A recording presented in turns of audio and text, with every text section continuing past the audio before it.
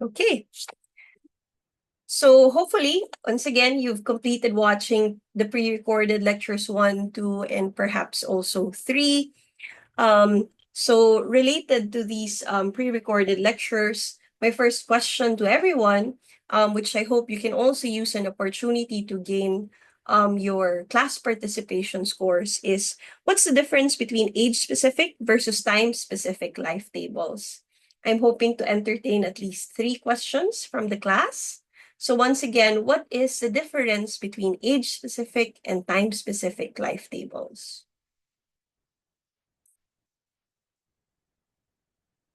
If nobody wants to answer, then I will also not answer this question and hope that you can just watch the recording. But okay, let's see. Bryson, go ahead. I think the difference between age specific and time specific is that age specific, it's like cohort life tables. It's like you follow like the one cohort over time, while yung time specific, it's like in a given time in a given population, like what its current the distribution is. Okay, thank you for that. Art, do you agree or disagree with Bryson? And maybe Um, you can add something to his answer. I agree po with Bryson's answer. So for age-specific life tables, it also requires frequent censuses, while for time-specific, it only requires like at least a year of data. Okay. Yeah, thank you for that, Art. Trisha, anything you would like to add to the answer of Bryson and Art? I also agree po sa answers nila where yung age specific po is where a cohort is followed over time or until death po. While time specific life tables are generally useful siya for long-lived organisms, and it also assumes stationarity po for the it assumes stationarity po. Okay, thank you so much for that. So I would like to agree with the answers of all 3 of your classmates. So when it comes to age-specific and time-specific life tables, you can consider them as 2 different approaches that are used in population ecology whenever we want to analyze the survival and reproduction of organisms. So as mentioned by your classmates, age-specific life tables are also called cohort life tables. So what it does is it tracks a group of individuals born at the same time. So yun yung tinatawag na cohort, and binabantayan natin sila throughout their entire lifespan. Ang nire-record natin dito would be their survival and reproductive rates at different ages over time. So, nagpo-provide yan ng insight na related sa mortality and fecundity sa bawat edad na meron yung cohort, at useful siya if yung species or populations na inaaral natin ay maiiksi ang lifespan, at yung populations kung saan mabilis nating matrack yung location nila over time. So, hindi sila palipat-lipat ng location. Alam natin na, okay, nandito lang kayo. Okay? So, may stationarity. Naka-station lang sila sa isang lugar. Ang time-specific life tables naman, yan din yung tinatawag na static life table o kaya cross-sectional life table. So, we look at a population at a single point in time, and we sample individuals of different ages. So, ang ine-estimate natin ay survival rate based sa proportion ng mga individuals na buhay at each age class. And as we discussed, I think during our first synchronous meeting for this module, maraming assumptions ang static life table, pero ang pinaka malaking assumption niya is that we assume that mortality and birth rates remain constant over time. So, useful ang static life table pag hindi practical na bantayan ang isang cohort sa mahabang panahon. So, this is usually true if we have long-lived species o kaya species na paiba-iba yung location kung saan sila nakatira. Okay. Before we move forward, just to confirm, Art, do you have a question or did you just forget to turn okay, sige. Thank you. No worries. Okay. So now that we've clarified those two different kinds of life tables, let's go to the concept of fecundity or pag-aanak. So my first question regarding this that I hope at least 3 people in class can answer is, what is age-specific fertility? Okay? From the recordings that you've watched, what is age-specific fertility? Ray, go ahead. Good morning po, Doc. Does it refer po to the number of offspring on the given age po? A number of offspring at a given age. Sige, thank you for that, Ray. Jay, what do you think? Good morning, Miss. Going to what, referring to what Doc Al explained in the video for the second lesson.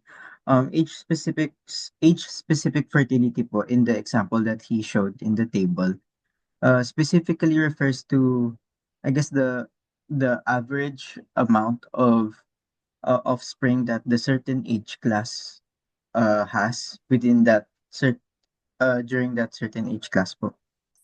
Okay, thank you for that, Jay.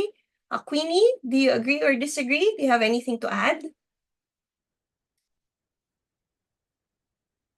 I agree. I agree of what he said. But I think it is the number of live births.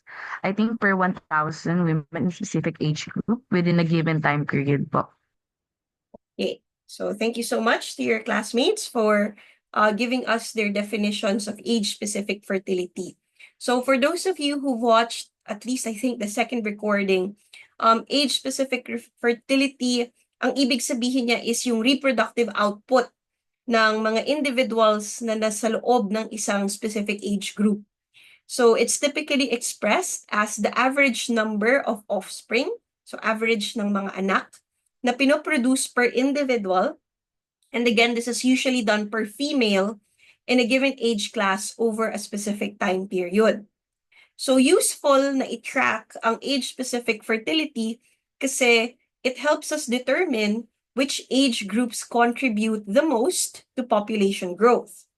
Now, age-specific fertility is usually represented as M sub X, where X is the age class and M is the average number of offspring produced per female of that particular age.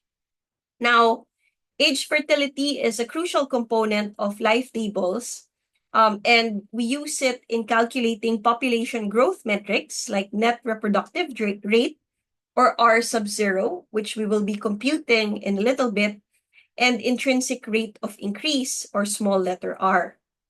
Now, yung sinabi kanina ng isa yung classmates, pag humans ang tinitingnan natin, it's often expressed as the age-specific fertility rate, or ASFR, per 1,000 women in a given age range.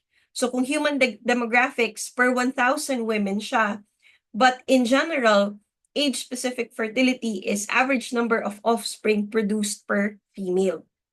Okay? So yun. Now, we will be moving towards a review of computations done for fecundity schedule. So let me just stop sharing the PowerPoint and move towards our Excel sheet.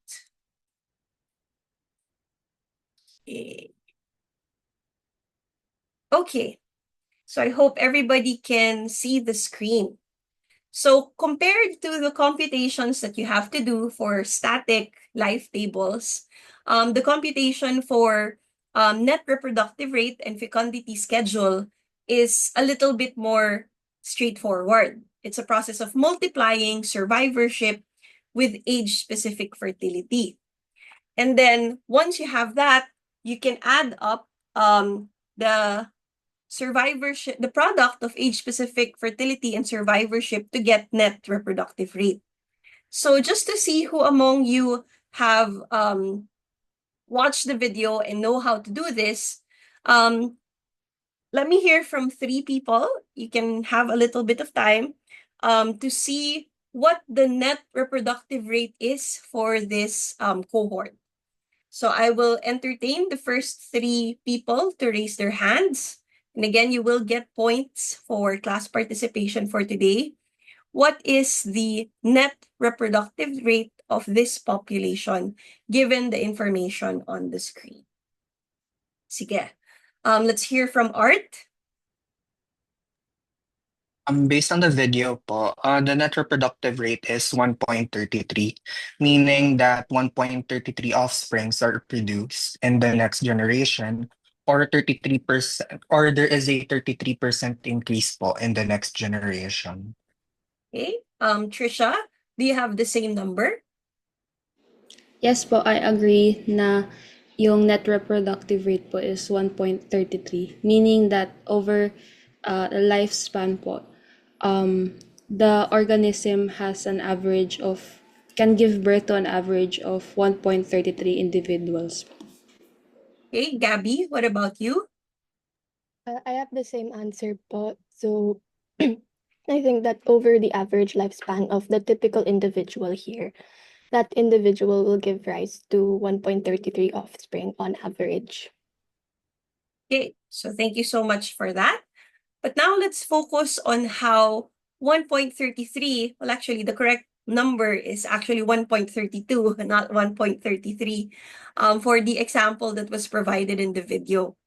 So to get that 1.32 value, the first thing that you have to do is to multiply survivorship with age-specific fertility per age group. So if you look at the formula that you can find here in column D, you multiply 1 with 0, and you get 0, obviously. And then for cell D5, you multiply 0.75 with 0, and you get the 0. And then for this one, you multiply 0.58 with 0.14, and that will give you 0.08. For row 7, you multiply 0.58 with 0.57, and you get 0.33. For row 8, for age class 4 to 5, you multiply 0.5 with 0.5, and you get 0.25. For age class 5 to 6, you multiply 0.42 with 0, and you get 0. For age class 6 to 7, you multiply 0.33 with 1.25, and you get 0.41. For age class 7 to 8, you multiply 0.25 with 0.67, and you get 0.17. For age class 8 to 9, you multiply 0.25 with 0.33, and you get 0.08. For age class 9 to 10, you multiply 0.17 with 0, and you get 0. And for age class 10 to 11, you multiply 0.08 with 0, and you get 0. Now, once you have all of that, you add everything. So from age class 0 to 1 to 10 to 11 to get the net reproductive rate of 1.32. Okay, so as your classmates have mentioned, it means that the population is expanding roughly by 33% every 3 years. But before we get into the meaning of that, let's see if you guys are now familiar with how net reproductive rate is computed. So let's have this fecundity schedule. I'll give you a few moments, but the first 3 people to raise their hands, let me know what the net reproductive rate is for this population. So again, column B has survivorship, column C has age-specific fertility. My question for this one is, what is the net reproductive rate of this population? First 3 to raise their hands will get class participation scores for today.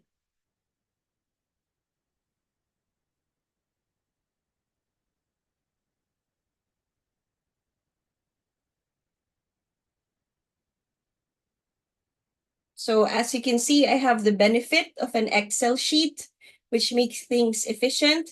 But for you, for the quiz and for the long exam, you have to know how to compute for this manually. So I hope you can also try and practice so that you can speed up how you compute for these values in preparation for your third long exam and also for your quizzes. Okay, I now see 3 people raising their hand. Mariela, go ahead. The net reproductive rate that I calculated is 6.75. Okay, thank you for that, Mariela. Saves, do you have the same value or a different value? Same po. Okay. And Bryson, what value did you get? They also got 6.75. Okay, so let's see if Mariela, Saves, and Bryson got it right. Okay, so once again, for those of you who are still a little bit confused about how to compute for net reproductive rate, let's go through the computations that you need to do. So for this one, for each age class, you multiply survivorship with age-specific fertility. So for age class 0 to 1, it's 1 times 0, which will be 0.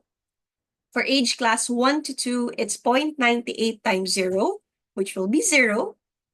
For age class 2 to 3, it's 0.96 times 0, which is 0.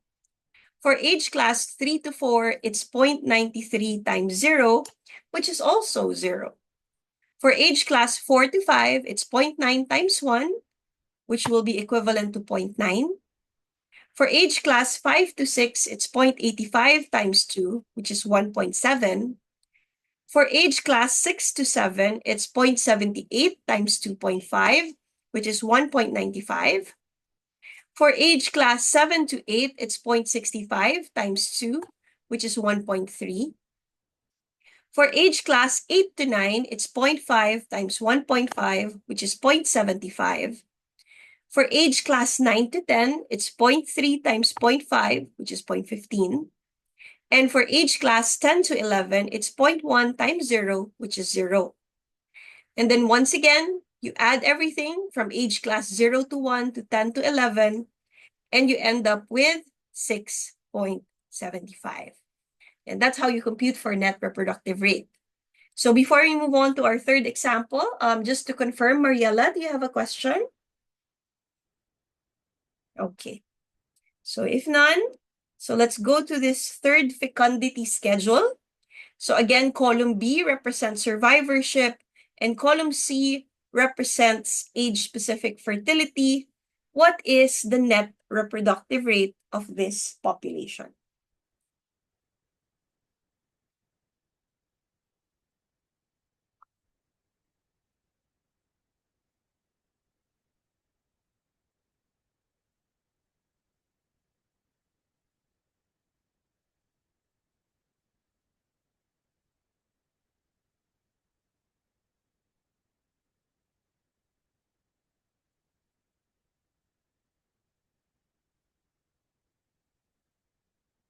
Okay, the first three people to raise their hands will have class participation scores for this one. But again, I hope you also use this opportunity to practice your computation in preparation for the quiz and the long exam. Okay, Kelly, go ahead. The net reproductive rate is 3.69. Okay, thank you for that, Kelly. Mariela, what value did you get? I got 3.55. Okay, and Camille, how about you? I'm the same with Mariela po. I got 3.55. Okay, so let's see the answer for this third example. So in this case, one more time for everybody, you multiply survivorship with age-specific fertility per age class. So for age class 0 to 1, it's 1 times 0, which is equivalent to 0. For age class 1 to 2, it's 0.8 times 0, which is 0. For age class 2 to 3, it's 0.64 times 0.5, which is 0.32. For age class 3 to 4, it's 0.51 times 1, which is 0.51. For age class 4 to 5, it's 0.41 times 2, which is 0.82.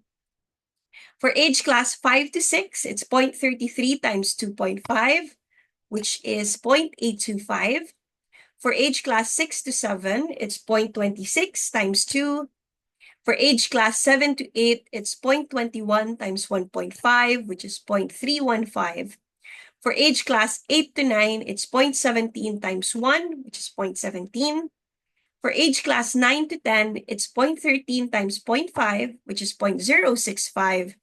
And for age class 10 to 11, it's 0.1 times 0, which is 0. And then you add all of these products together to get your net reproductive rate of 3.545 or 3.5. Okay? Or pwede rin 3.55. Okay? So this would represent the straightforward computation. But please take note that survivorship, L sub X, is a component of static life tables. And it's possible that in the future, let's say in the quiz or in the long exam, instead of having L sub X as your given, we can provide N sub X or D sub X. And if that is the case, you have to derive L sub X from the values before you can compute for net reproductive rate. So maybe in our future classes, we will have practice examples like this also to give you time to practice. But for now, I just hope you know how to compute for net reproductive rate. Okay, so let's move forward to the lecture. The slides that will assist with our consultation for today. Okay, so some of your classmates have answered this question already, but just to check, so yung mga sumagot na nito, wag nyo nang sagutin ha, give chance to others. Let's hear what other people have to say when asked, what does a 1.32 net reproductive rate mean? So yung mga sumagot na po kanina about this, wag na kayo ha. Let's hear from your classmates. What does a 1.32 net reproductive rate mean? Sige, let's hear from Neil. It means when the population is increasing. Okay, thank you for that, Neil. How about you, Miyaki? Anything to add? Same lang din po. It means that the population will grow with 33% po. Okay, and Joseph, anything to add to those two answers? Same answer din po, since the reproductive rate is more than 1 po, therefore the population will grow. Okay, thank you so much for those answers. So a net reproductive rate of 1.32 means that on average, each individual, in this case typically a female, in the population is expected to produce 1.32 surviving offspring over its lifetime. So since whenever net reproductive rate or R sub 0 is greater than 1, the population is increasing over time, ang ibig sabihin nito is it's growing, pero at a slow but steady rate. So if conditions remain constant, kunyari, pareho lang yung level ng food, pareho lang yung habitat quality, pareho lang yung survival rates, the population will grow or expand rather than decline or stay stable. However, one thing that I would like you to note is that the rate of growth here is not exponential. It's moderate compared to higher net reproductive rate values. So usually, ang kinoconsider na exponential growth ay 3 or greater. Now, yung net reproductive rate na pinapakita natin ay isang importanteng demographic metric in population ecology kasi nga it represents the average number of offspring that an individual, once again, usually a female, is expected to produce over its lifetime. So assuming constant yung survival at fertility rates. So pag greater than 1 ang net reproductive rate, the population is growing. Kasi each female is replacing herself and more. If R sub 0 is equivalent to 1, the population is stable. Each female replaces herself exactly. Pero if R sub 0 is less than 1, then the population is declining. Each female produces fewer than 1 surviving offspring. Okay, so I hope, apart from knowing how to compute the net reproductive rate, kaya nyo rin siyang i-interpret. Pero kanina ko pa binabanggit, hindi porket Women's Month lang ngayon, no? Ang mga kababaihan. So can 3 of your classmates explain why fecundity schedule is only computed for females. Bakit nga ba ang fecundity schedule ay kinocompute lang natin para sa mga kababaihan? So Trisha, go ahead. Madalas po females yung sila po yung madalas na ginagawang metric for computation since ang naglilimit naman po ng growth is yung egg po, hindi po yung sperm. Okay, thank you for that, Trisha. Saves, how about you? What's your answer? Females po yung ginagamit as metric since most of them sila yung fertile and yung may capability to produce an offspring. Most.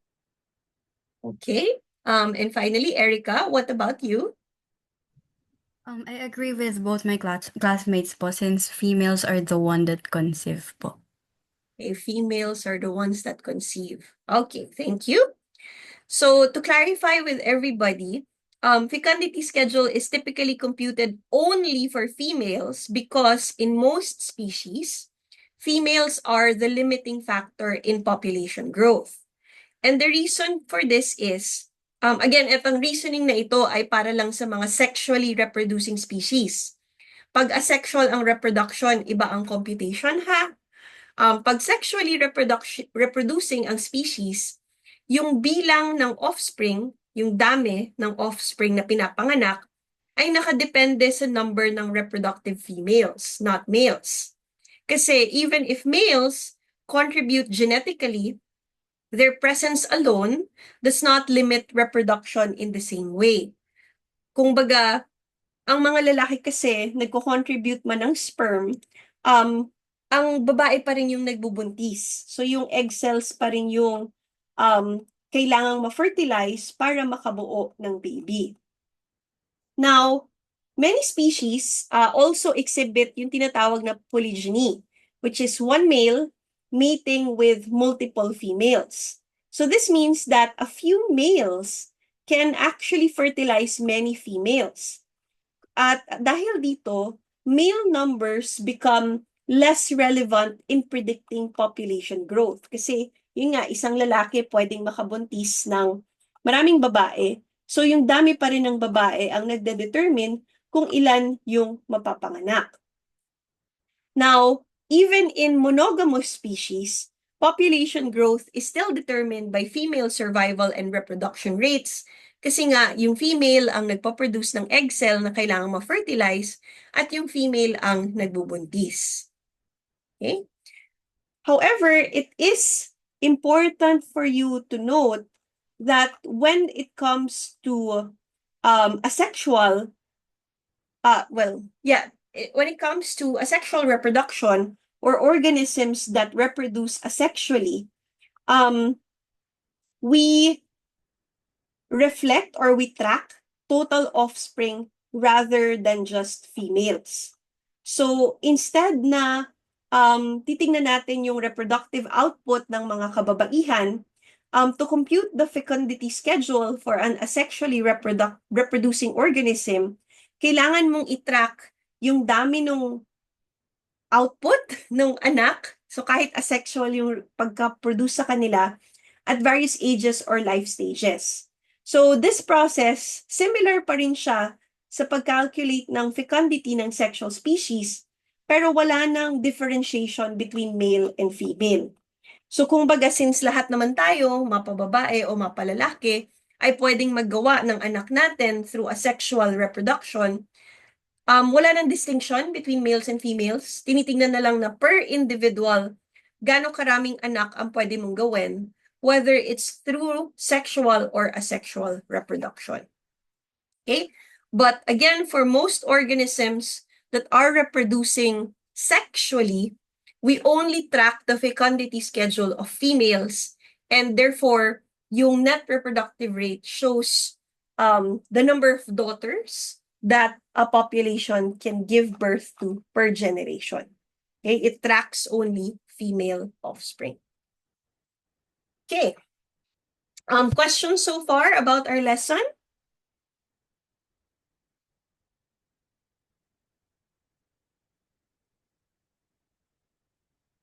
Okay, sige. Kung wala, okay, gamitin naman natin ang fecundity schedule for different kinds of practical applications. So let's say, meron tayong fecundity schedule na nandyan sa screen. If, let's say, endangered tong organism na ito, what age class should we be most concerned about for conservation and why? So again, anong age class ang pinakakailangan nating protektahan for conservation? Okay, let's hear from 3 of your classmates. Miyaki, go ahead. Miss, doon po sa cohort na 6 to 7, their ages po since they produce the most offspring. So they need to be protected. Okay. Kelly, do you agree or disagree with Miyaki? I agree po na yung age class 6 to 7 po because they produce the most offspring. Okay, and Nikita, how about you? I agree din po na it's for the age class 6 to 7 since they contribute the most to the net reproductive rate po. Okay, thank you so much for that. So I would like to agree with your classmates. Age class 6 to 7 should be the main focus of our conservation because it has the highest contribution to the net reproductive rate. So 0.41 yung contribution niya. And one thing that I would like you guys to notice is that if we deduct 0.41 to 1.32, if ma-eradicate completely ang ages 6 to 7, ang net reproductive rate ng population ay magiging mas mababa na sa 1. It will go below 1, which means that in the absence of ages 6 to 7, then it means the population will continue to decline. No? Ililiit yung population pag nawala sila. And therefore, sila yung kailangan nating pag-focusan ng resources when it comes to conservation. But of course, apart from conserving age classes 6 to 7, we also need to protect the age classes before it. So yung 5 to 6, tsaka yung 4 to 5. Kasi protecting individuals in the peak reproductive and then slightly before it is critical because they contribute the most to population growth. Kung baga, if yung age groups na ito ay naka-experience ng mataas na mortality, let's say dahil sa over-harvesting o kaya habitat loss o kaya environmental stress, pwedeng mag-decline yung population. So conservation efforts should reduce mortality before and during peak reproductive years to ensure enough individuals reach reproductive maturity and contribute to the next generation. Pero what if, baliktarin natin yung sitwasyon. Let's say, peste, tong population na to. And limited yung pest control resources na meron ako. Anong age class ang dapat kong i-target kung gusto kong eradicate yung pest na ito? Okay, once again, let's hear from 3 of your classmates. Miyaki, go ahead.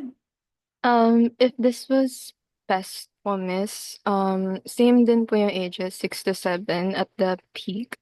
So, para makatipid po yung farmers in pesticide.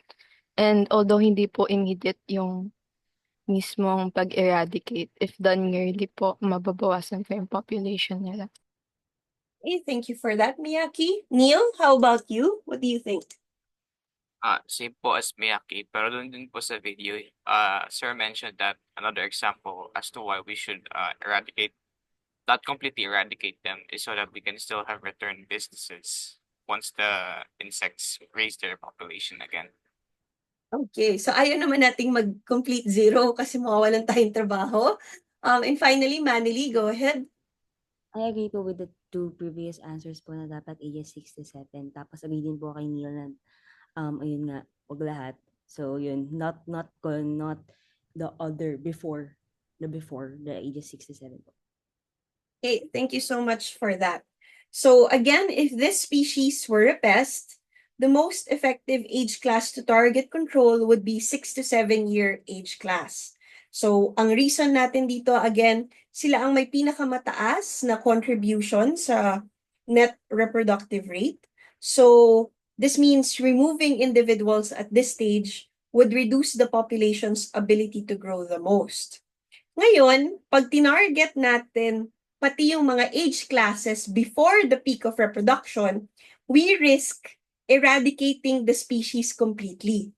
So kumbaga, di ba kanina pag conservation, yung peak age group tsaka yung age groups before nun para ma-maximize yung population growth.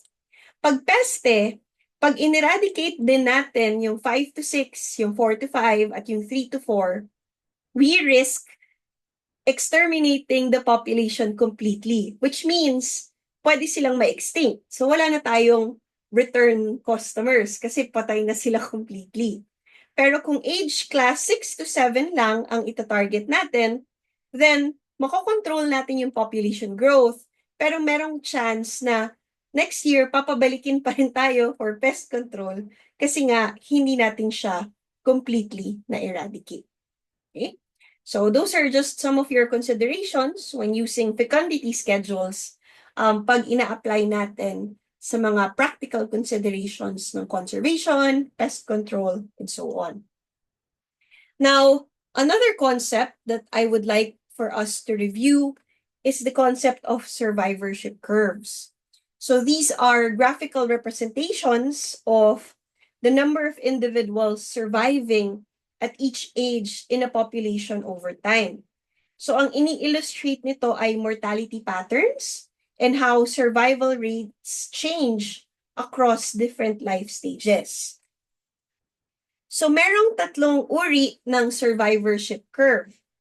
So the first one, type 1, it's the red one here. Okay.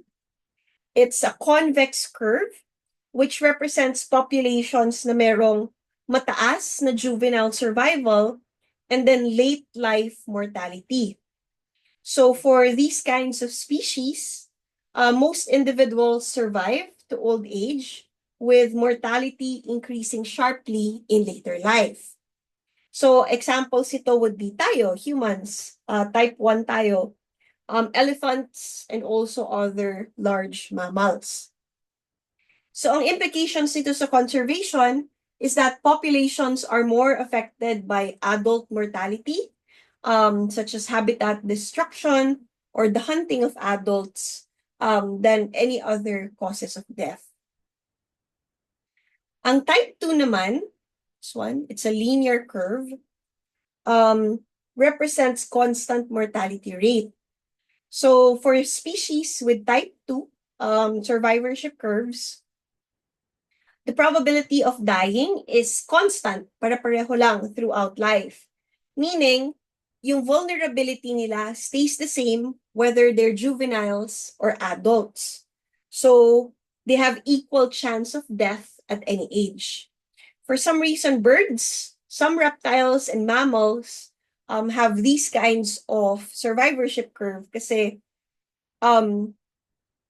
pag baby sila, inaalagaan sila ng parents, pero the moment they reach adulthood, the risks for deaths is equivalent, and so their vulnerability stays the same throughout their entire lifespan. Now, ang type 3 naman, it's the green one over here, concave yung curve niyan. It represents populations with high juvenile mortality and few survivors to adulthood. So for these species, most individuals die early in life, but those that survive past a critical stage live much longer. So konti lang yung nagsusurvive sa start, pero once naka-reach na sila ng maturity, medyo mahaba naman yung buhay nila. So examples of this would be fish, amphibians, mangrove crabs, oysters, and plants. So pagdating sa conservation ng mga ganitong hayop o halaman, we have to protect the juveniles as much as possible.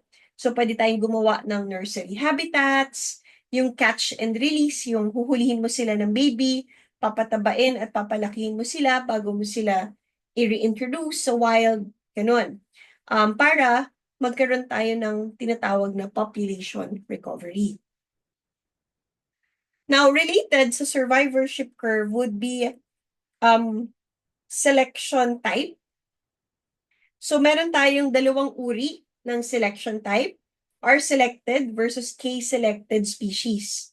And pwede natin silang ma-differentiate using survivorship curves. So, tignan muna natin yung R-selected species. So, nandito sa baba. So, R-selected species usually have high reproductive rates but low parental investment. Meaning, nag-aanak sila ng sobrang dami pero konti lang yung nagsusurvive sa adulthood kasi hindi sila inaalagaan ng magulang nila. So, they exhibit high juvenile mortality, possibly due to predation, environmental factors, or yun nga, just the fact that they do not experience parental care. So, their survivorship, yung survivorship curve ng R-selected species is usually type 3. Meaning, there is a steep downward curve, a steep drop in the early life stages, pero it levels off for the individuals or organisms that survive. Okay? Now, for K-selected species naman, K-selected, ayan. K stands for, tawag dito? Carrying capacity. Okay, so K-selected species have low reproductive rates but high parental investment.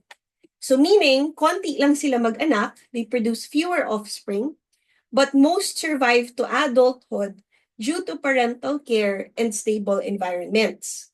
So mababa lang yung namamatay na juveniles, they have low juvenile mortality, with deaths occurring mostly in old age. So for K-selected species, their survivorship curve is usually type 1, kasi nga mataas ang survival rate sa una, and hanggang pagdating ng middle life, pero may sharp decline sa old age. Pero, yung mga may type, pero minsan, ang K-selected species, pwede ring maging type 2 yung survivorship curve. So, yung type 2 kasi na survivorship curve, it doesn't fit neatly into the R-selected versus K-selected framework. But for most of the times, K-selected organisms have type 1 survivorship, but occasionally, they can also have a type 2 survivorship curve.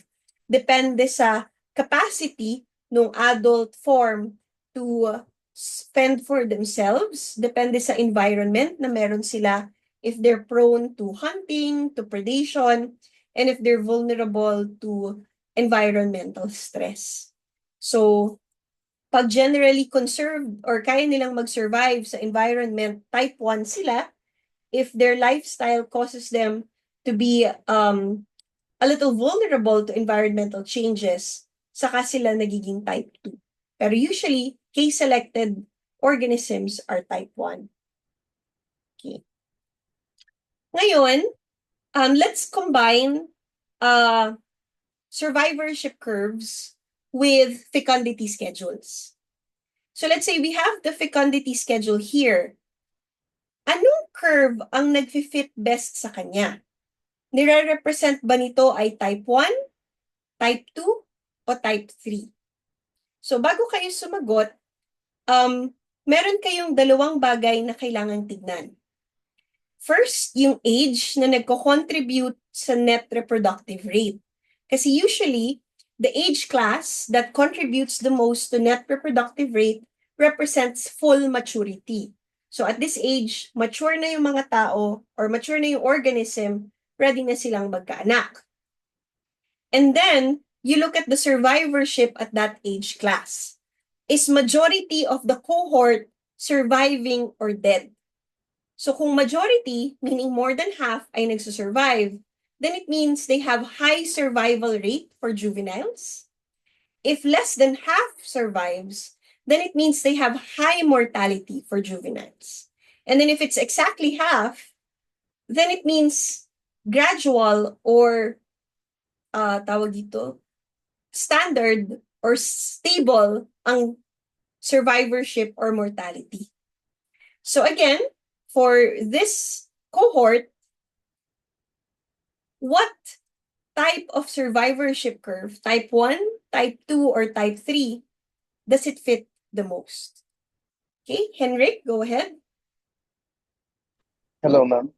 Hi. I believe it is a type 1 survivorship curve because the early years from 0 to 1 have a high survivorship, whereas the later years of the organism have a survivorship of 0.08.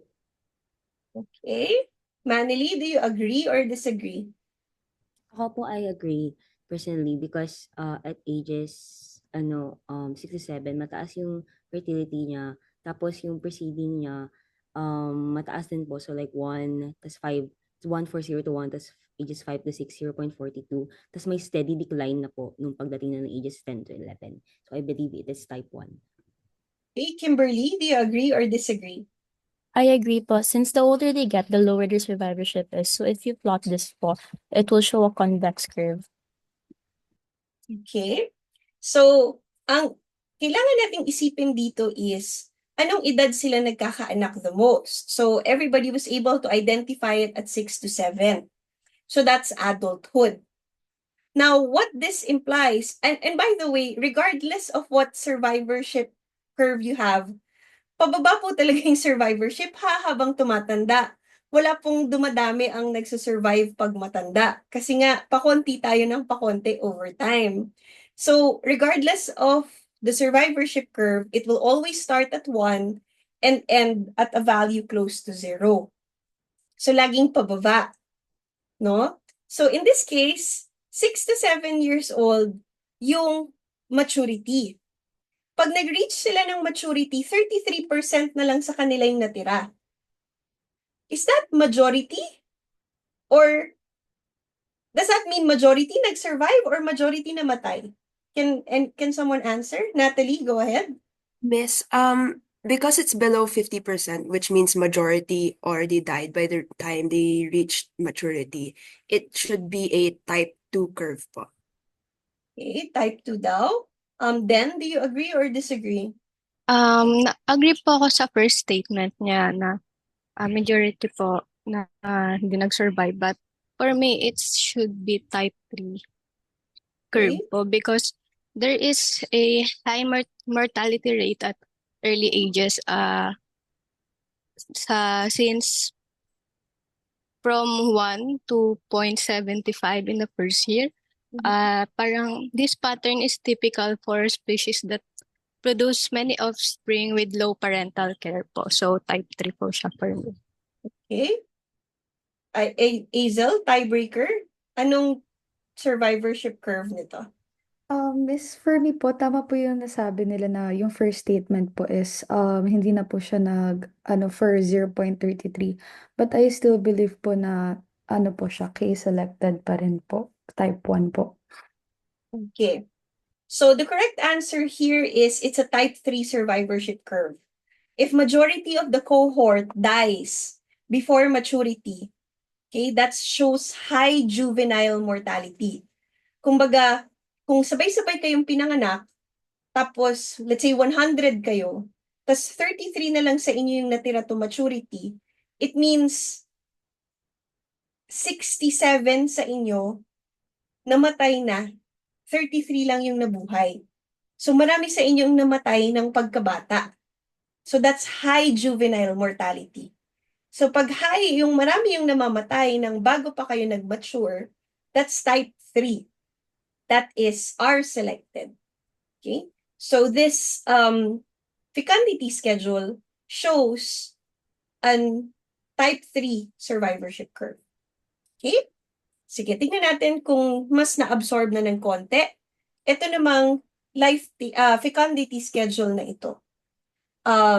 Given the information presented below, kung kailan ang peak reproduction, is this type 1, type 2, or type 3? Okay, Neil, go ahead. Neil, naka-mute ka.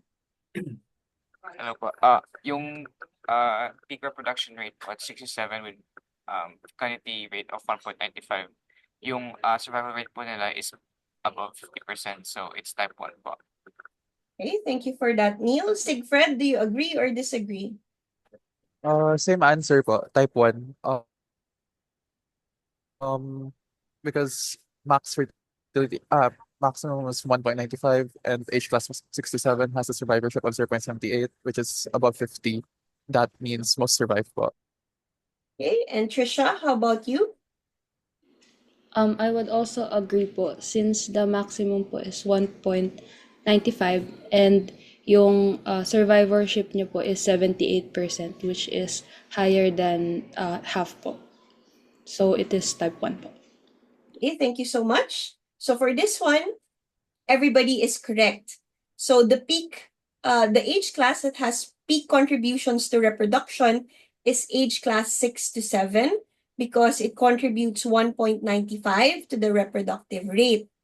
And if you look at the survivorship at this age class, it shows that 78% of the offspring survive. So majority sa kanila buhay pa. So this shows low juvenile mortality kasi nga marami pa almost 80% pa yung buhay. So in this case, this shows a type 1 survivorship curve. So before we move on to our third example, just want to confirm if anybody has a question.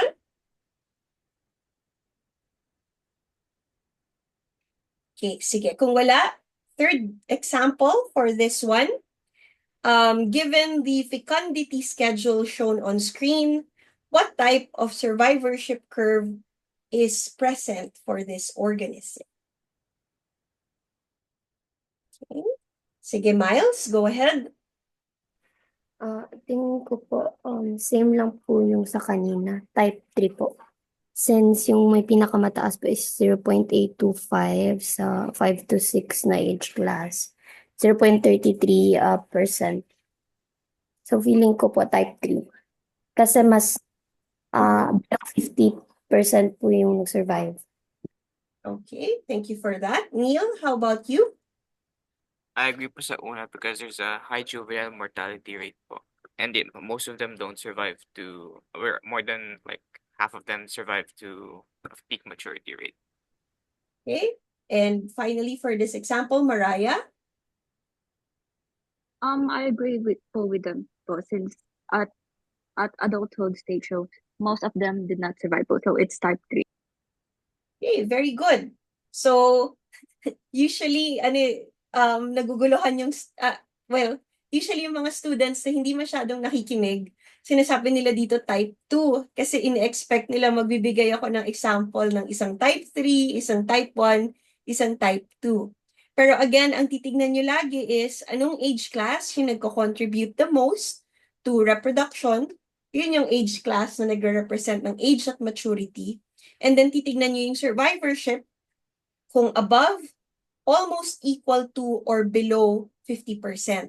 So in this case, it's 0.33. It means more than half of the population already died by maturity. So it's a type 3. So pagdating dito sa ganitong questions, paano po pag type 2? So usually, ang titingnan nyo dito is kung mga around 0.45 to 0.55, that's about type 2. So somewhere in the middle. Kahit hindi saktong 0.5, pero around 0.45 to 0.55 yung pinakamataas yung fecundity, yon medyo around type 2 yon. Okay? So before we move forward to our last concept that I would like to clarify for today, any questions so far?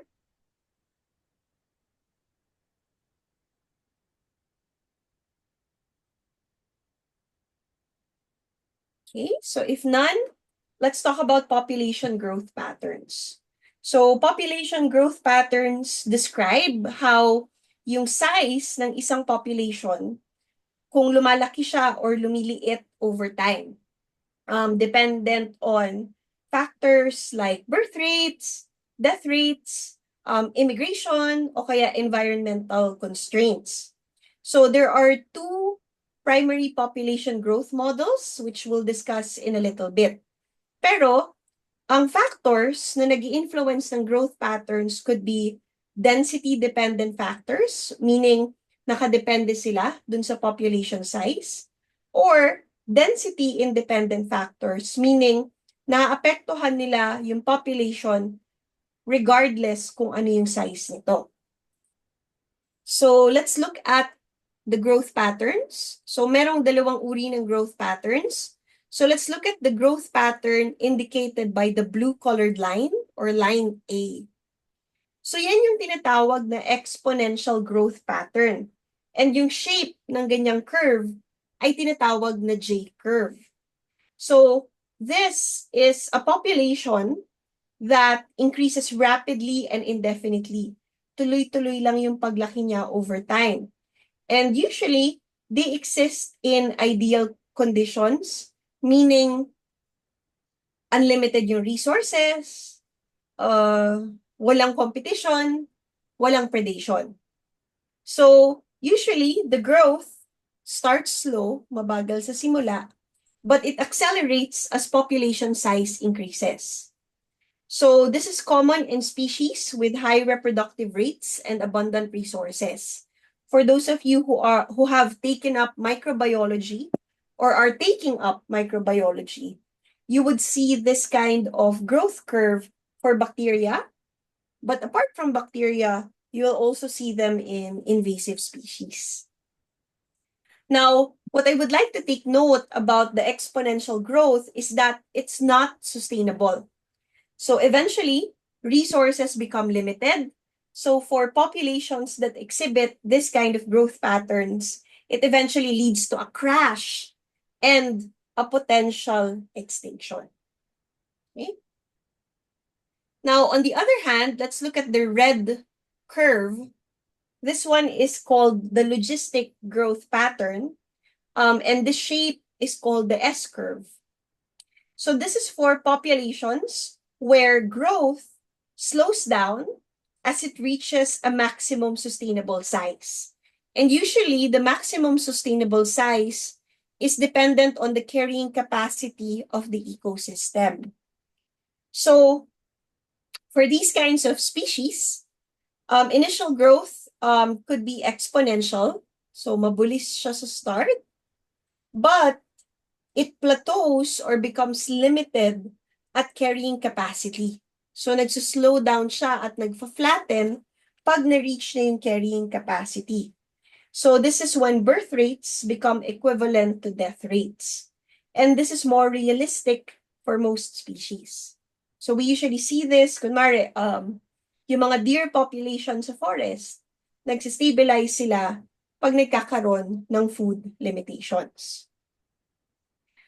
Now, this is a simple way of looking at how different organisms adapt to the environment. But a more,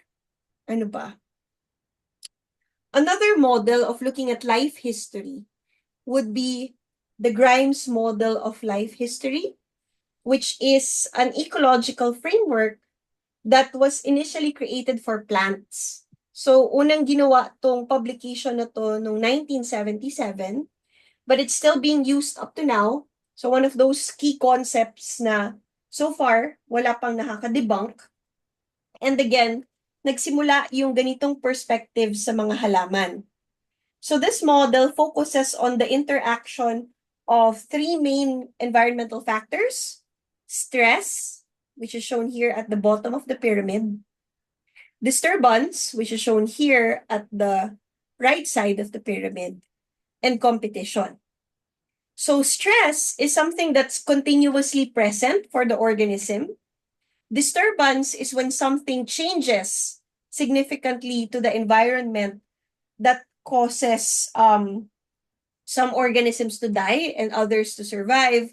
While competition is when two different individuals or organisms have to fight each other for the same resources. So, it categorizes organisms into three primary strategies. So the first would be your competitors, your C strategists. So they thrive in environments with low stress and low disturbance, but high competition. So low stress, low disturbance, high competition. They grow rapidly, and yung physical characteristics and behavior nila causes them to invest in resource acquisition, yung pagkuha ng mga bagay-bagay that allows them to survive, and they dominate stable habitats. So examples of this would be yung oak and beech tree, mga shrubs at mga tall grasses. Yung, ano ba yung tawag sa tall grasses? Never mind, I forgot. Basta yung tall grasses. Ang konyo ko. May tawag sila dyan sa Tagalog eh. Talahib. Yun. So, yun, isang example yun ng competitor, mga talahib.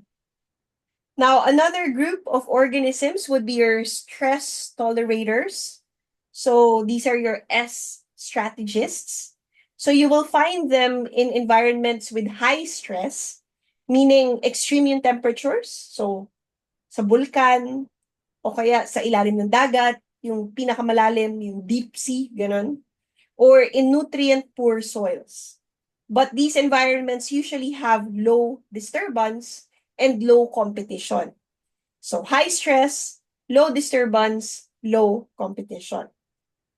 So they have the tendency to grow slowly. They have very long lifespans. And yung resources na meron sila, they focus it on survival rather than rapid growth. So rather than mag-reproduce, pinofocus nila yun para sila as an individual would survive. So examples ito would be cactus, yung mga nasa desert, lichens, yung makikita nyo nakadikit sa bato o kaya sa ibang puno, o kaya alpine plants, yung mga puno na nakatira sa tuktok ng bundok. Okay? And then finally, you have your ruderals, your R strategists. So these organisms thrive in environments with high disturbance. So laging may nagbabago. Like kunwari, mga lugar na laging nagkakaroon ng forest fire. O kaya mga lugar na laging lumilindol. So o kaya yung lugar na maraming dumadaang turista. So high disturbance, but low stress and low competition. So they grow quickly, they reproduce early, they rely on, kung plants ito, they rely on seed dispersal to colonize new areas after disturbances. So examples ito would be yung weeds, mga damo-damo, annual plants like dandelions, and pioneer species in abandoned fields. So yun yung 3 major classes.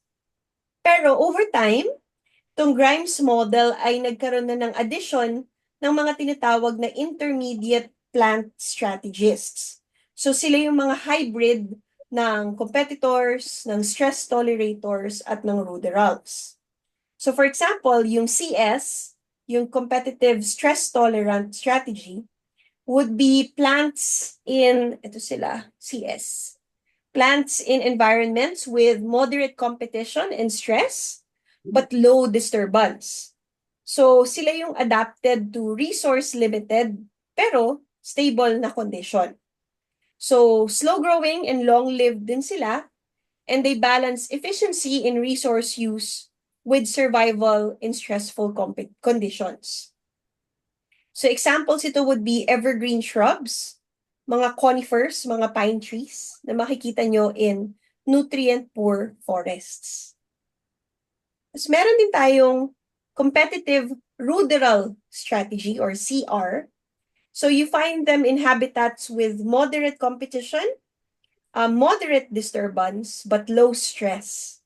So they grow quickly, katulad ng ruderals, but also invest in competition to dominate yung habitat. So makikita natin sila in moderately disturbed ecosystems like grasslands and early successional forests. So examples ito would be birch trees kasi fast-growing sila and mabilis nilang nakocolonize yung disturbed areas pero kaya pa rin nilang mag-compete. And then you have your SR or stress-tolerant ruderal strategy. So they occur in harsh or high-stress environments that are frequently disturbed. So they're adapted to surviving difficult conditions and recovering quickly from disturbances. Usually, they're small and slow-growing, but yun nga, they have high tolerance to extreme conditions. So examples of this would be mosses and lichens that grow in deserts or nutrient-poor disturbed sites. And then finally, yung pinaka-spoiled sa lahat, you have your CSR or generalist strategy. They have moderate levels of competition, stress, and disturbance. So these are organisms with a mix of all three traits, making them flexible in different environments. So they can survive saktong stress, pwede silang mag-compete kung kailangan, and pwede naman din silang mag-recolonize kung konti lang yung disturbances. So, pakonti-konti ng lahat. So, examples like this would be yung ryegrass, which can tolerate grazing, konting nutrient limitation, and konting competition with other plants. Pero pag nag-extreme na, nahihirapan na sila. Okay? So, yun.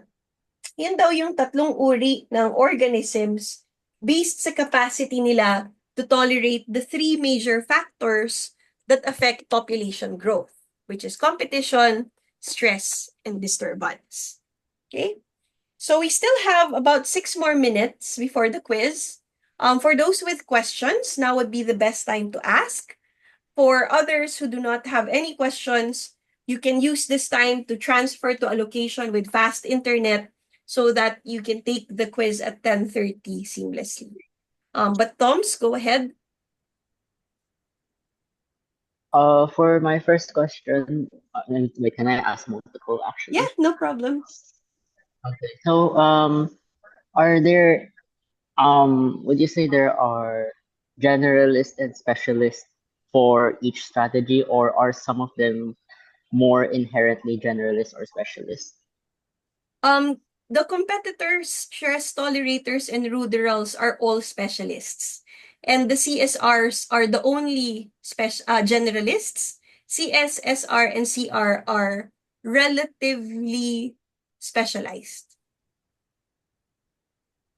Ah, I see. And then, for the growth curve, survival, like type C and K Which selected one? and R selected curves, type 1 to type 3, Mm-hmm. are they inherently linked to parental care, or or is this just typically when K selected or type 1 curve, you will also see parental care, but it's not usually the case because in instances of animals like antlions, there are many eggs being laid, and the juveniles survive a lot, and the adults die quickly, but there is no parental care involved. So, are they inherently linked? No, they're not. As always in nature, we have generalizations, but there are always exceptions to the rule. So more often than not, for type 1 organisms, you see few offspring with high parental care. More often than not, for type 3, you see a lot of offspring but little to no parental care. But this is not the rule. This is more of a general observation, but there are always exceptions. I see. Thank you, Doc. Okay. Any other questions from the class? We have 4 minutes till start of the quiz.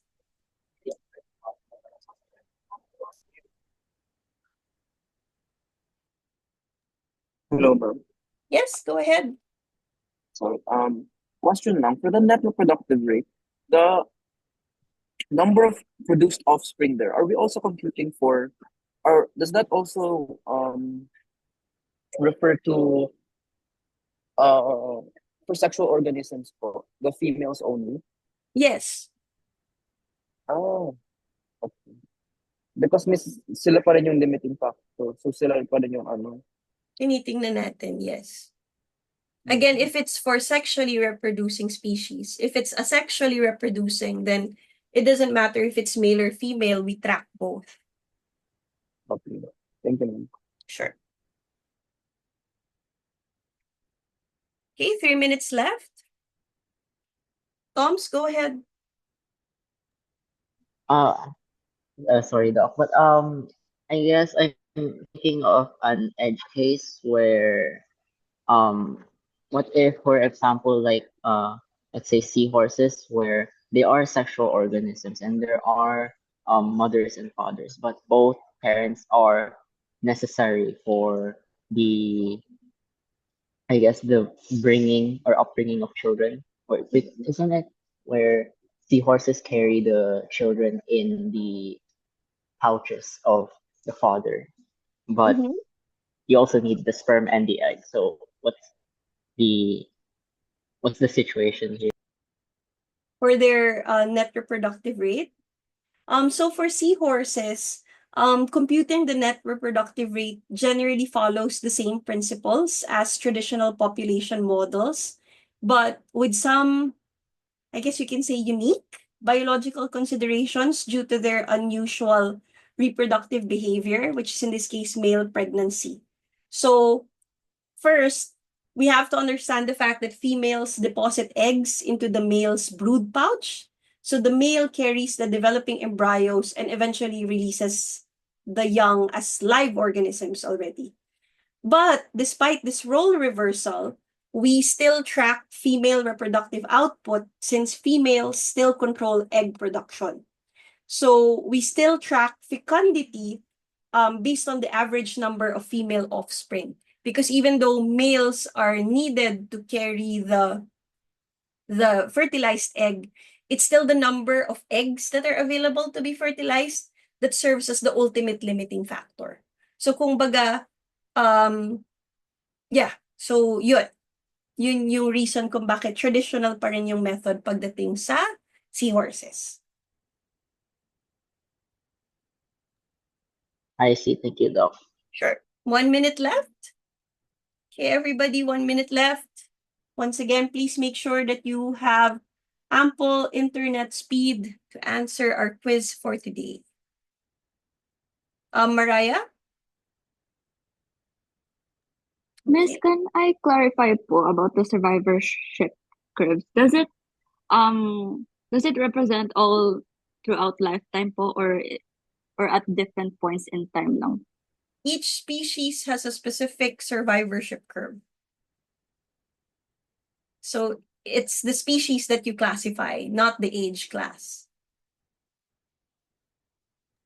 Okay po, Miss. Thank you. Okay. So it's 10:30. You have 15 minutes to take the quiz. Good luck, everybody. I'll see you on Thursday.